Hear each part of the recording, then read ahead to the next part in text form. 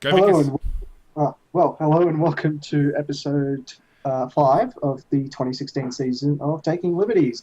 Today we have a bit of a special episode. We've got Tim Andrews from the Australian Taxpayers Alliance joining us. Hello, Tim.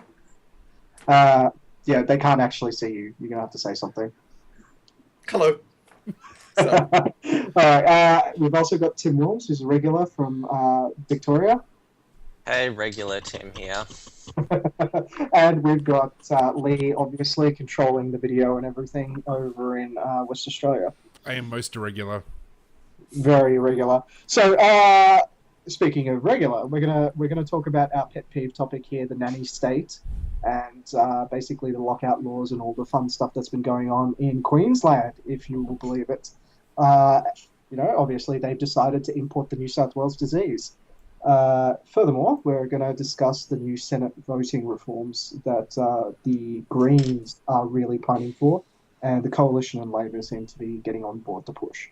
So, without further sort of delay, we'll get onto our first topic, the crowd favourite, the nanny state. And Tim, you helped organise a rally over the weekend, I believe, to keep Sydney open.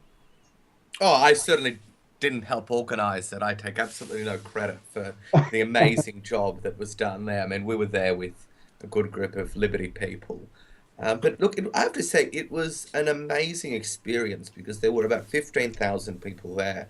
But it was such a positive, happy, vibrant, party-like atmosphere. It wasn't your socialist alternative professional protesters. It wasn't sort of angry, bitter people or political apparatchiks. It was just normal people out there wanting to have a good time and sort of showing really the vibrancy that made Sydney great and the sort of the culture of entertainment that is unfortunately dying under these laws.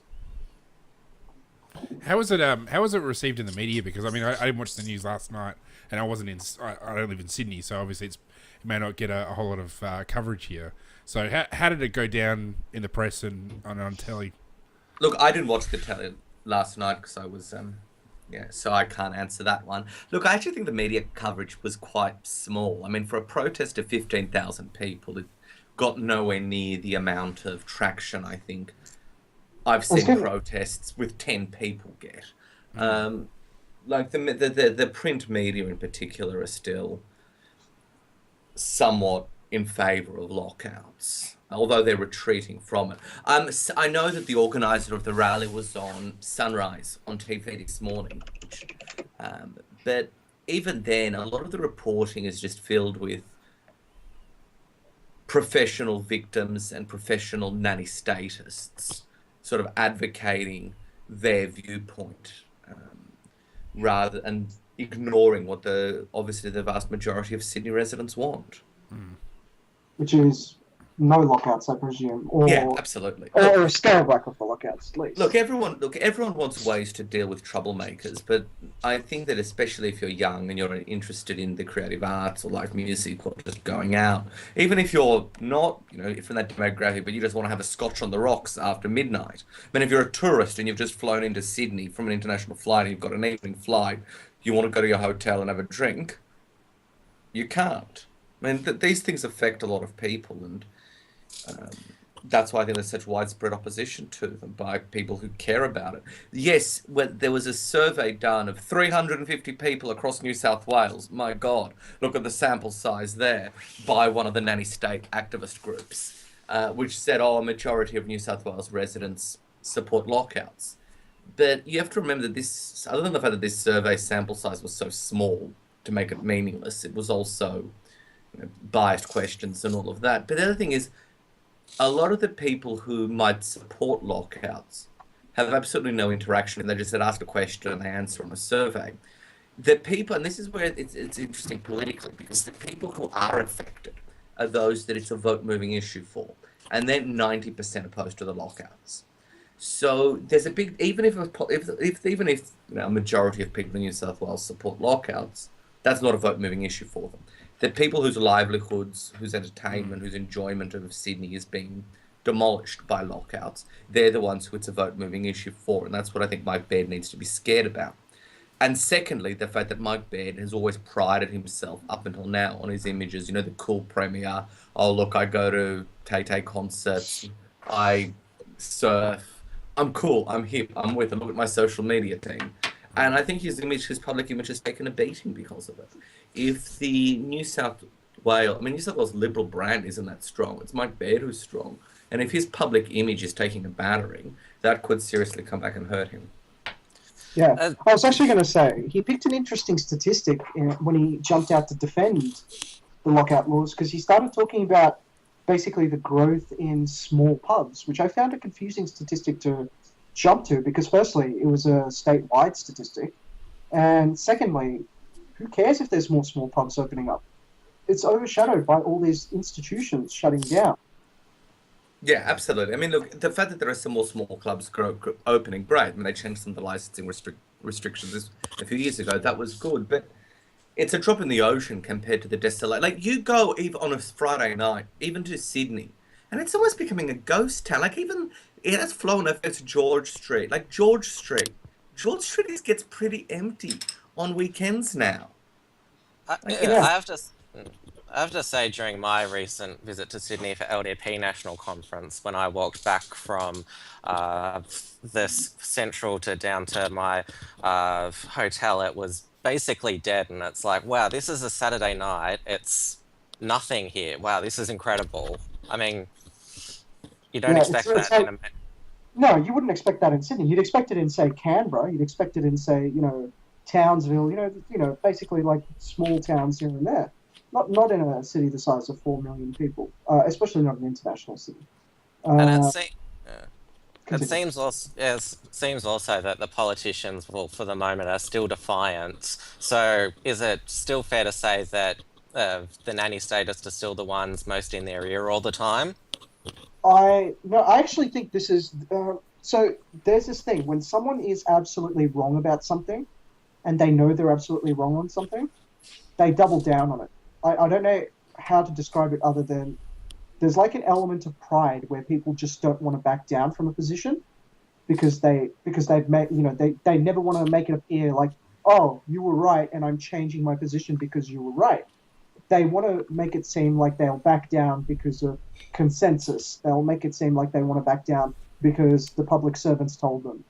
They want to make it seem like they backed down because it was a good idea and they thought about it. But never because someone told them where the inherent problems in their positions were. And I think the politicians are doubling down on it right now because it's a sense of pride for them right now, because they push these laws at the height of the entire discussion on, what was the kid's name? I forget it, but the kid who got like one punch KO. Thomas Kelly. Okay, yes, that guy. Yeah, so because they took it at the height of that, they saw like a huge rise in the poll numbers. It was the right thing to do. It was seen like as a broad consensus across all party lines. Everyone pushed for it, went through. The Labor Party's position was they thought it was too soft and they wanted it to go even further. That's true. Labor's policy at the next election, one of their big policies was to make lockouts even stronger. That's true. They wanted to expand it to the entire state, if I recall correctly. And have further restrictions. Yeah. So, there you go. So for a long time, they thought not just that it was the right thing to do, but it didn't go far enough. They wanted to bring back the 6 o'clock swill, almost. But having said that, with the Callanan report now being commissioned, I think we've got a very good chance of seeing at least a scale back, because Justice Callanan is an excellent jurist, he's a brilliant mind, and I think he has strong... he's the sort of person who'll actually look at the evidence. He's also got a strong reputation for liking good policy. So I think that if the Callanan report recommends an adjustment or a scaling back, the government will find a way to listen to the report, do some scale backs without losing too much face. Yeah, and that's probably why the report's been commissioned, because they have an idea that this is what's going to happen. And Callahan's going to say, well, it's killing the nightlife. Maybe you should consider, loosening the grasp slightly. But that's just part and course of what's going on there. The main issue is basically this has been imported down to Queensland. with a Labor government, and they've seen the negative consequences of what's happened in New South Wales, and yet they they've still said, import it. yeah,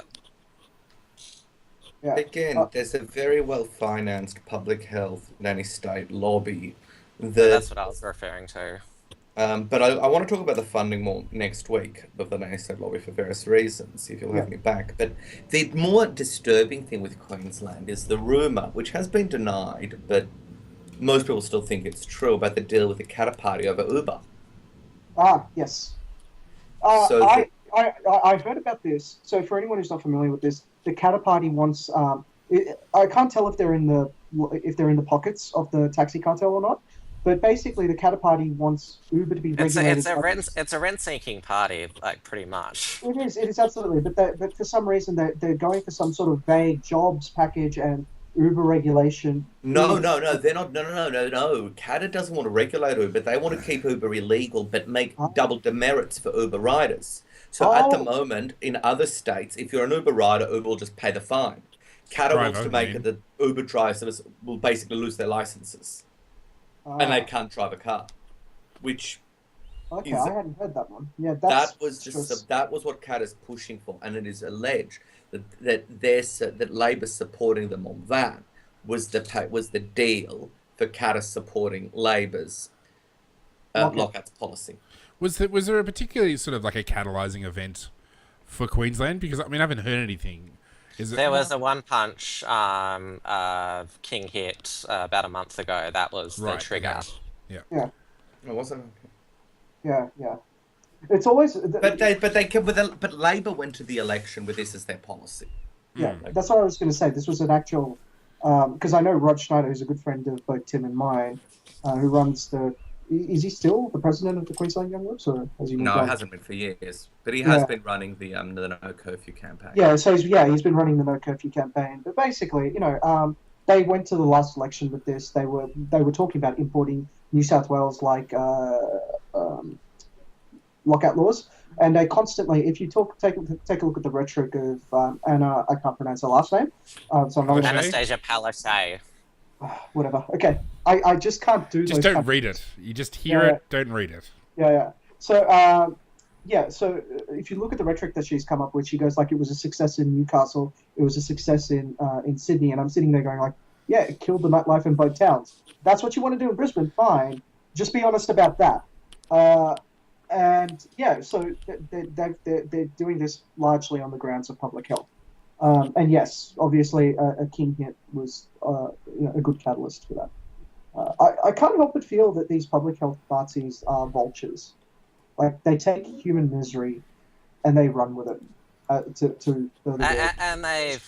they have an allergy to fun. I mean, they're prepared to basically limit people's fun to try and get rid of every single risk out in public.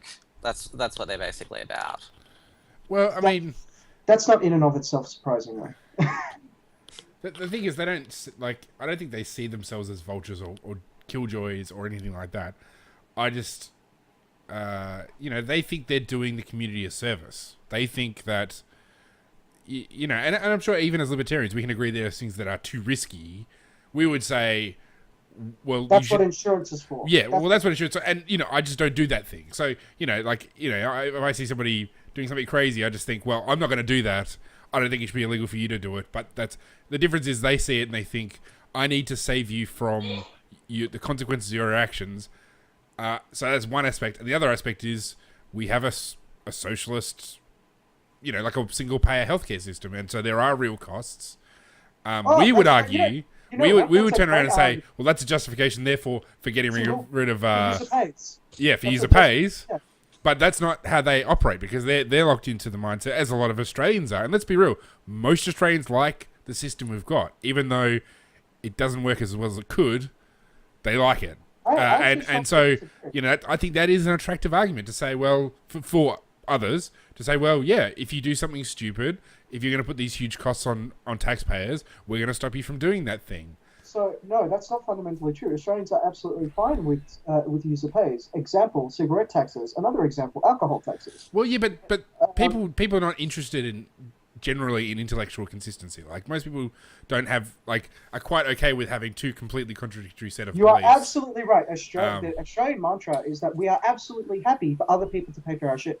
I will agree with that. What do you think about the argument that if you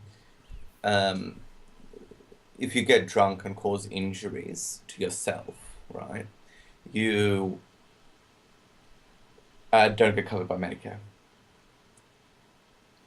I'd buy it. It's just like any other health insurance policy.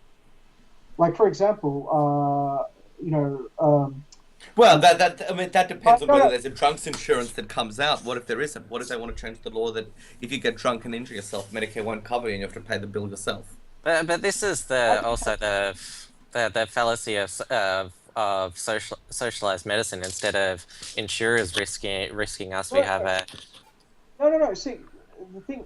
So what Tim is saying, and I actually agree, I'm actually okay with them doing this, and we've already started taking steps to it by virtue of the smoking premiums, which they're suggesting for private health insurance. There is absolutely nothing wrong with scaling back the public coverage, and I think it's a really good thing for them to start doing that, because it'll start getting Australians used to the idea that things are not covered by socialized healthcare. And as more and more of that happens, you start increasing people's acceptance of user-pay systems. Eventually, the less and less the public system covers, the more and more private health insurance will become popular. I'm actually... I disagree with that assessment, just because I think what it'll actually do is create more political, bitch fights about what is covered and what isn't. Like, I don't think it'll actually help people become more principled, because that's essentially what you're saying. Is you're saying people will grow to adopt a set of principles that embraces personal responsibility. No. I think what it'll actually do is you'll end up having fights about what is covered and what isn't, and it just creates a whole new raft of political. That's not what I'm actually saying. I think that if we are to have socialized medicine, it should be that yes, everything's covered, but if you have to wait 2 or 3 hours to get seen, that's what you pay for having a socialized system. Or if you have to wait 6 months for surgery in a public hospital, that's the cost of socialized medicine. But if you want to pay for it and skip the queue, you should be able to do that. So for as long as we've had Medicare, for as long as we've had socialized healthcare, we've always argued about what is covered and what isn't covered, right? And the way we do it in Australia is we talk about elective surgery versus emergency surgery. So emergency stuff is always covered. Electives, you've got lines and other stuff for that. What I'm talking about is making that more transparent, which is what Tim's suggestion would do. When the government says we will blatantly not cover this, right? You are now making it transparent, right? And it's not like this elective thing that, has like a massive queue and that's how it's hidden. It just says, we don't cover this, full stop. Except right? It's a certain condition. What happens next is they say, okay, well, let's not cover smokers. Yeah. And then they say, fine. okay, let's not cover drug users. That's fine. Then let's not cover, Yeah, do all of that. Because as soon as you start covering less and less, what people will start doing is realizing how little value the Medicare system actually affords them. And as these public health Nazis destroy the socialized healthcare system, right? Who fills up the space? The private sector. People start getting into the private sector. Except it's not the people. It's not middle class people who be targeted by these sorts of campaigns. Like, it's not middle class people who. It will be. So, do we want to have a system which encourages middle class people, and particularly middle class newspapers, because this is where it's all going to come from. It's all going to come from the media. Absolutely. Kicking poor people in the teeth just because they're poor. Yes, because who's going to pick them up? It is going to be the private sector. The private sector will be the good guys, right? These people don't have a public option. I honestly don't think it will be. I think it just means that, you think about like drug users who are essentially being punished for participating in a system that is there because of middle class people, and the consequences of that. The harmful effects of drug prohibition they will suffer. Like, they're essentially getting a double dose of middle class. Snootiness towards them. So they don't like the fact that they use drugs, and then they don't like the fact they use healthcare. Like, all the sorts of risky, dangerous, ridiculous stuff that middle class people and rich people do, that won't get taken away, because that's not how politics works. So no, I'd rather keep it universal. Like, if if the alternative is between like I'm taking saying- up, I'm just saying, if the public health Nazis want to destroy that health system that they keep talking and cherishing so much, I say let them do it. well, I disagree. I think the people who will suffer won't be the kinds of people who will come to some sort of realization and then start advocating for a more principled approach to medicine and like socialized medicine. Okay, sure. This is actually, I just realized we've droned on and on about this and we're not getting to our second topic, but we do need to continue this topic at a later date because it is actually a really interesting topic. Can I just make one final quick point about the lockouts and alcohol? Yeah, sure. That I think we should look at, which is all the international evidence on alcohol and violence. If you go through Europe, right, you'll see people drinking in the middle of the street at 1, 2 o'clock in the morning. There's no relationship whatsoever between alcohol and violence. All the evidence that's being done, and I've got a whole list of studies on this. Like, there's an overwhelming consensus that what we call alcohol-related violence, is completely socially conditioned. And it's socially conditioned. One of the key factors of that is everyone going out and saying alcohol causes violence. So paradoxically, one of the problems that we have in our culture is that all of these public health groups who are out there talking about alcohol-related violence, if you actually look at the scientific literature on this, they're probably responsible for alcohol-related violence themselves. So I'll leave that with you to think about. That's a very good way to leave it. But we're going to move on to something that's probably less sobering, but the Senate voting reform changes. So it's happening. We're now going to make it easier to get the Greens elected by the looks of it. Yes, we have. The Liberals have decided that they want to have Lee Rhiannon constantly in the Senate, and they want to have the Greens with a permanent. The Liberals want to have the Greens permanently control balance of power. This is what the Liberals have decided in their wisdom. Can I just explain part of the method of this madness is that by having Labor and the Greens blocking them in the Senate being the sole blockers, then it's easier for the coalition government to blame them and say, see, we'd like to be a good government, but we can't, so you need to punish Labor and Greens at the next election. So they'd rather be able to blame Labor and the Greens rather than 8 different cross-measures. Can somebody just do a quick rundown of what these changes actually are? Because, I mean, I've sort of heard a bunch of different things they were considering. I didn't actually hear what they finally decided. Okay, so now, instead of putting the 1 up at the top, you have to put 1 to 6 minimally. Oh, no, it's been changed to optional. Oh, it's completely optional. Okay, so you can put 1 up the top like you currently do, or you can put 1 through to whatever number and just outline your preference all the way through however many groups there are. So if there are 26 groups, you can number 1 to 26, or you can just group number 1. Now, the way this actually impacts the Senate is, right now, most people just put the 1, right? Now, that's regarded as being problematic because, well, you know, the groups actually organize their own tickets. So the preferencing is all done by the party that you're voting for and not by yourself. You always have had the option. You might just want to explain what that means. The ticketing is done by the party. You might. So you know, the Senate may have 300 candidates. The preferences are organized into groups, and groups represent parties, or they can represent like just groups of people. So an example of that is the Nick Xenophon Party, which is not really a party, but just a bunch of people, but all on a group. If you put the 1 on top of, you know, whichever group that you're voting for, if they get eliminated, they've basically got a preference list on how votes that went number 1 to them are meant to filter out to the rest of the system. That is to say, you've got your full voting preferences for all 300 candidates by just putting that 1 in there. Now, you don't have complete control of that, but if you wanted complete control, you fill out 1 to 300 or 1 to whatever, how many Senate candidates there are below the line. So you've always had the option to make your full voting intention, optional preferential, completely known, because you don't have to count all the way to 300. You've just never had. You do have to in federal elections. If you vote below the line, you do have to go 1 to 100 below the line. Okay. Is it 100? I only remember it being like 30. How many other candidates there are? Yeah. So you have to. You have to go to 1 to 300. Yeah. Sorry, if that wasn't clear, you have to make all of your voting intention known. But if you didn't want to do that and you were happy with a group to organize it for you, you just put the 1 up the top. 98% of people were happy to let the group take it. Apparently, this was decided to be a bad thing because Ricky Muir, who had 0.26% of the first preferences managed to get a seat.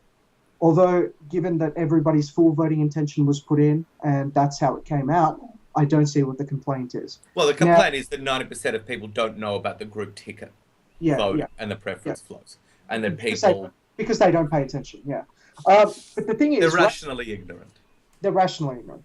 So under this current proposal, what it would basically do is all those parties where, you just put the one up for that particular party or whatever it is, if you vote as you currently vote, 25% of the population's vote would be exhausted at the first preference rate, which would mean where you should have a mixture of 8 crossbencher politicians. So if you go strictly by counting independents as one group, others as one group, Labour as one group, Liberal as one group, Greens as one group, LDP as one group, the major parties as one group, as groups individually, and like the miscellaneous category, we should have had 8 miscellaneous senators.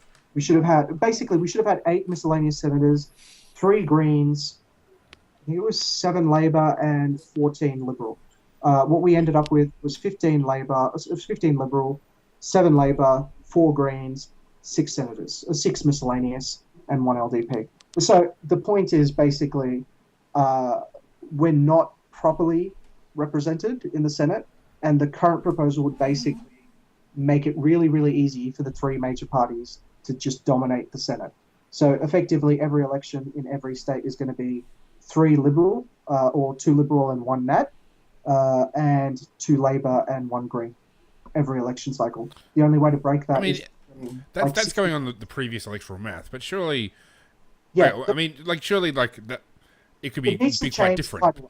Because, I guess that, just hearing all of that, at a basic kind of libertarian approach to voting... generally speaking, the desire is to make it voluntary and to give people choice. So you could, every libertarian could just put a 1 in the LDP box. You've always and that's but it only then goes to the LDP. You're not forced to eventually vote for the the Animal Rights Party or the Socialist Workers Party or whatever it is. Because eventually as those preferences filter through, you sort of end up voting for parties you don't want to. So if you vote previously 1 in LDP, there's a good chance your votes would end up eventually going to the Liberals. From a libertarian perspective, this system is actually better because it means if you vote for the LDP and no one else, only the LDP get your vote, if that's who you want to vote for. Yes and no. So, if you did just vote for the LDP, you'd find your vote got exhausted very quickly. So it's actually, I was going to say, it would be fantastic if more people did that, because then it would mean you might get 1 senator in, say, New South Wales and 1 senator in But the thing is, for small parties, it's quite bad because they rely on votes spilling over from the Labor or... Sure, but I mean, so it'd be bad for Ricky Muir. Probably wouldn't be bad for David Leinhelm because he got 8%? Even if a micro party got, say, 9% of the vote, the quota is still 14.3%. So even if they still got a decent vote, if the votes are exhausted so early, they've got no chance. Sure, but I mean, there's nothing stopping people from going, well, I vote 1 LDP, 2 for Liberal, 3 for blah, blah, Family First or whatever. There's nothing stopping people voting for Motable. You seem to be focused on the idea that your vote goes from the minor parties to the major parties. That's not the problem. The problem is the spillover from the major parties to the minor parties. This change stops that completely. There will be no more spillover. Yeah, so if 25% of people vote for micro parties and all those 80% of those are first preference, then none of those people get any representation at all. No, that's fair enough. Oh, yeah, that makes a lot of sense then. Yeah. Okay, I can see that's a bad thing. Yeah, so it's basically about what the 3 major parties are doing is trying to stop the spillover of their votes going into getting other people elected, which is, from their perspective, makes a lot of sense. Also, the other thing that people might have missed is the change in the way that they're funded now because of this new Senate modeling, right? Before, the spillover votes would end up getting, a Green senator elected or something like that. But they might not necessarily get all the campaign funding for that. the one of the proposed changes is that now the funding is allocated by seats, right? So they get the full package. So it doesn't matter how many votes you got anymore. It's like if you got a seat, you will get an X amount of just because it's too hard to calculate otherwise. So they've managed to divvy up the nice public funding for elections nicely to dole money to themselves, and have also managed to stop any spillover getting any other micro party elected, essentially. Wow, that sounds really shit. Now that I've actually heard it all like that. The other change is that the parties can choose to put their logo on the ballot paper. Well, that's to be honest. Which I have no problems with. Yeah, I have no problem with that. Yeah. Although it will it's going to take up a lot more ink when they're printing the ballots. Who the hell cares? Apparently Anthony Green does, because, the ballot was so long it was a disgrace last time in New South Wales. It was like 1.5 meters long. Oh my gosh, can't have that. Can't have too much democracy. Actually, I just realised we've gone way over time. Yeah. So, yeah, you probably should stop at that. So, yeah, I guess I won't be here next week because I'll be over in the States. But Lee will be back, and I'm sure Tim will be back. Mine. He's plotting his takeover already. Yeah, that's it. So, Tim, you're going to be back next week as well to talk about more interesting stuff, I presume? Yes, hopefully. Yeah. And, yeah. So I'll catch everyone in 2 weeks' time. And Lee, have fun. And, yes, we'll catch you all next week. See ya. Bye. Sounds good. See you then. Bye.